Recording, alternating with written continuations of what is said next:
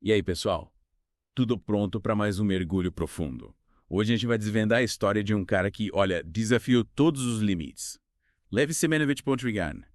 Ele não é muito conhecido fora do mundo da matemática, né? Mas a história dele é, inacreditável. Ele fez descobertas super importantes em áreas como álgebra e topologia. E o mais impressionante, ele fez tudo isso sendo cego. Pois é, cego. A gente vai entender como ele superou essa diversidade, né? E se tornou um dos grandes nomes da matemática. Uma jornada inspiradora. Total. Então, vamos voltar no tempo, lá para a Rússia, de 1908, quando o Pontryagin nasceu. Isso, ele teve uma infância normal até os 14 anos. Aí aconteceu uma tragédia. Uma explosão, se eu não me engano. É uma explosão que mudou a vida dele pra sempre, né? Ele perdeu a visão por causa disso. Que difícil. Imagina o impacto de uma coisa dessas, ainda mais na adolescência. Mas o que me impressiona é que ele não se deixou abater.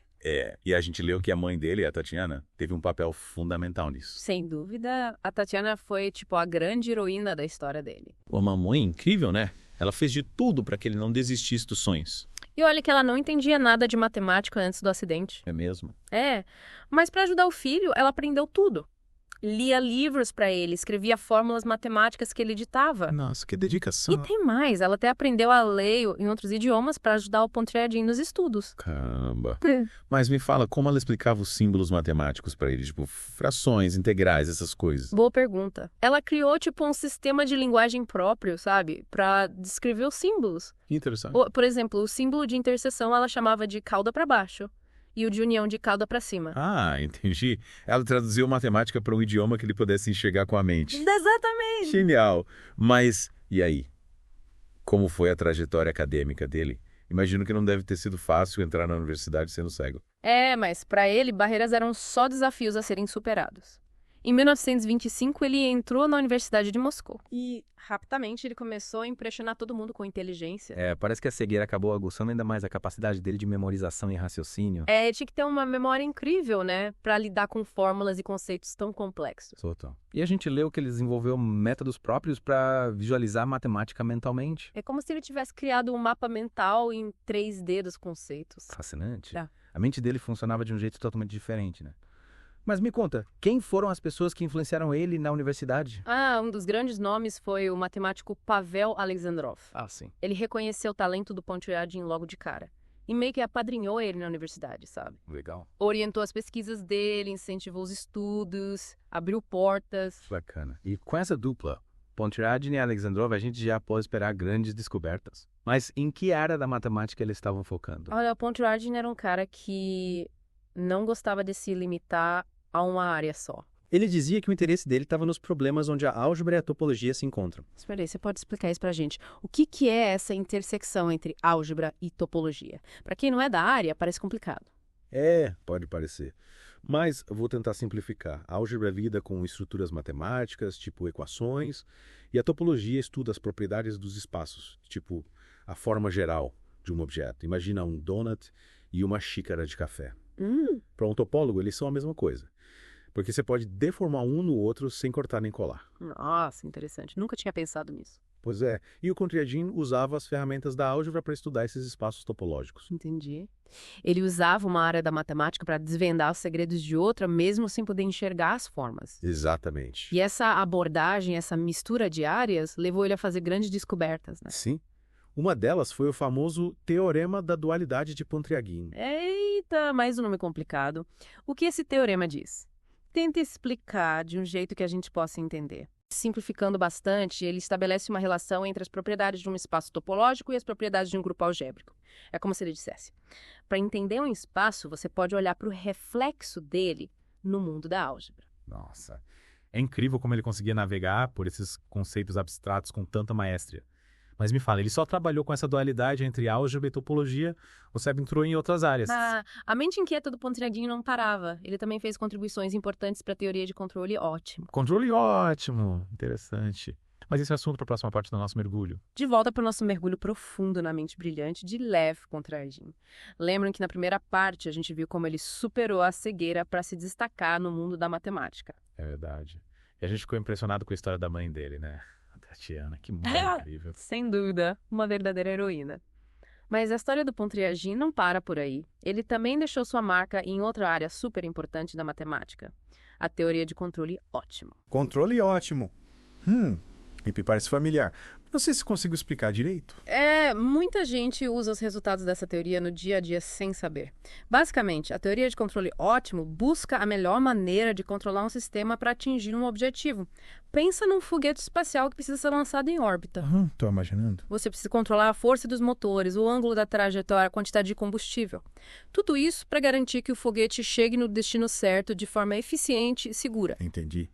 É como se a teoria de controle ótimo fosse um GPS matemático que guia o foguete, né? Perfeito. E o Pontryagin, com a mente brilhante que ele tinha, desenvolveu um método super importante nessa área. O princípio do máximo de Pontryagin. Princípio do máximo. Parece nome de filme de ação. Como esse princípio funciona na prática? Calma. Não precisa de nenhum super-herói para entender. Imagina que você está dirigindo um carro e quer chegar o mais rápido possível num lugar, mas tem que respeitar os limites de velocidade e economizar combustível. Ok, estou acompanhando. O princípio do máximo te ajuda a encontrar a melhor estratégia de aceleração e frenagem para otimizar o tempo de viagem e o consumo de combustível. Entendi. Então serve para encontrar a melhor solução em situações onde a gente tem que tomar decisões para um jogo de estratégia, né? Exatamente. E as aplicações do princípio do máximo vão muito além de foguetes e carros.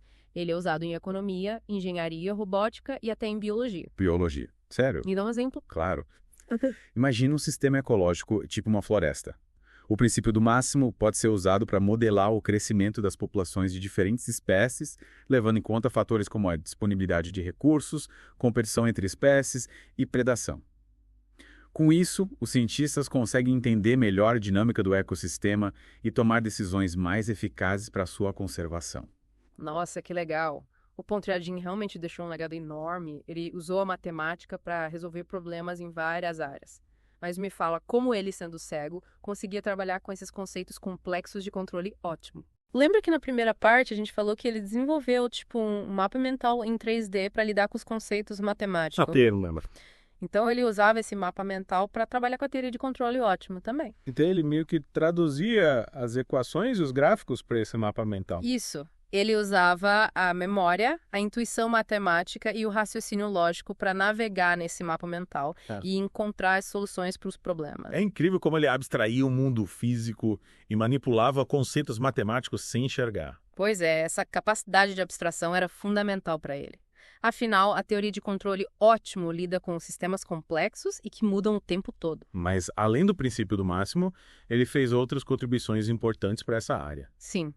Ele também desenvolveu o conceito de equação de Hamilton-Jacobi-Bellman. Meu Deus, que nome complicado. Eu sei. Mas essa equação é uma ferramenta poderosa para resolver problemas de controle ótimo em tempo contínuo. É como se fosse uma equação que descreve como o sistema muda ao longo do tempo, levando em conta as decisões de controle que são tomadas. Caramba, é muita informação para processar. Parece que a gente precisa de um HD extra no cérebro para acompanhar a mente do Pontryagin. É verdade, ele era um gênio. Mas o mais legal é que ele era uma pessoa humilde e generosa. Sim, a gente leu sobre isso. Ele sempre ajudava os outros e explicava as coisas de forma clara e paciente. Um gênio, gente boa. E a história do Pontryagin nos mostra que a verdadeira genialidade está em resolver problemas e compartilhar o conhecimento, inspirando os outros. É isso aí. E você que está nos ouvindo, o que achou da história do Pontryagin? Compartilhe suas ideias com a gente. E não perca a última parte do nosso mergulho, onde a gente vai explorar o legado dele e entender como as ideias do Pontryagin ainda influenciam a matemática e a tecnologia hoje em dia. De volta para a última parte do nosso mergulho no mundo incrível do Pontryagin.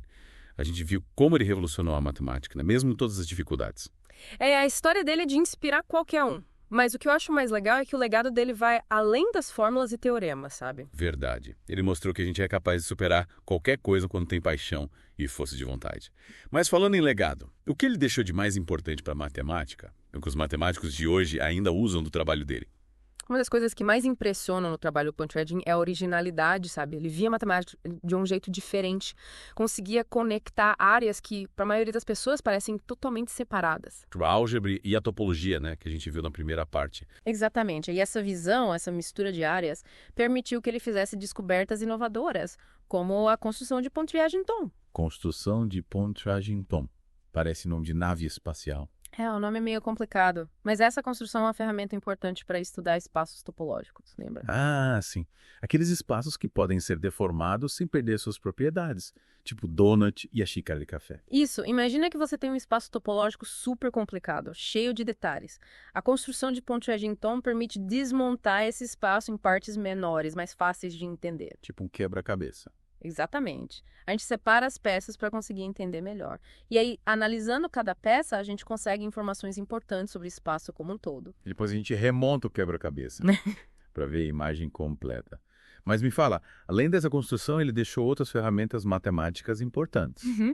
Outra contribuição fundamental foram as classes características de Pontryagin. Classes características. E o que elas fazem? Elas são tipo assinaturas que identificam as propriedades de um espaço topológico.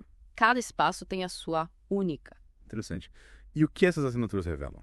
Porque elas servem. Elas ajudam a gente a entender a forma do espaço, mesmo que a gente não consiga visualizá-lo. Por exemplo, elas podem dizer se o espaço tem buracos, se ele é contínuo ou fragmentado. E essas informações são importantes em física, engenharia, computação, várias áreas. Nossa, que fascinante! O Pontryagin deixou sua marca em tudo. Mas, para a gente finalizar nosso mergulho, o que a gente pode aprender com a história dele? Acho que a grande lição é que os limites, muitas vezes, estão só na nossa cabeça. Ele mostrou que, com paixão, determinação e criatividade, a gente pode superar qualquer obstáculo e realizar coisas incríveis. É verdade. A história dele é uma inspiração para a gente correr atrás dos nossos sonhos, né? E nunca desistir. E para a gente nunca se esquecer da importância de quem está do nosso lado. A mãe do Pontryagin, a Tatiana, foi fundamental para ele. Ela merece todos os aplausos. E que a história do Pontryagin inspire todos nós, né? A buscar conhecimento, desafiar nossos limites e fazer diferença no mundo. E aí, o que vocês acharam dessa viagem pelo mundo da matemática? Esperamos que tenham gostado. Até a próxima.